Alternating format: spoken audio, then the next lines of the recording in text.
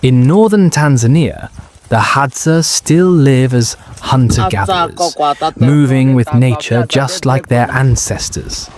After a successful group hunt, they return through the bush, carrying their catch. There's no kitchen waiting, just open land, sometimes the shelter of a cave. Here they stop to make a fire and prepare the food. They clean the meat, cut it up and place it over the flames. Smoke rises and the smell of cooking fills the air. It's quiet, but there's a feeling of pride.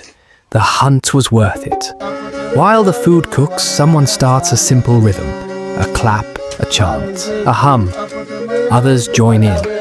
This is something the Hadza often do, sing while they wait. It brings energy and unites the group.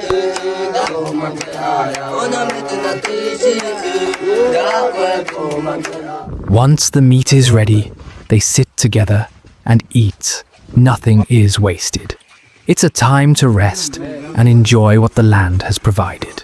After the meal, the singing grows louder. One person plays a simple handmade instrument. They clap, dance, and raise their voices. The sounds of their footsteps and the wild surround them. They celebrate simply, with rhythm, with song, and with each other. It's not just about the hunt. It's about being alive and sharing that moment under the open sky. Thanks for watching. If you want to see more real facts from around the world, make sure to subscribe.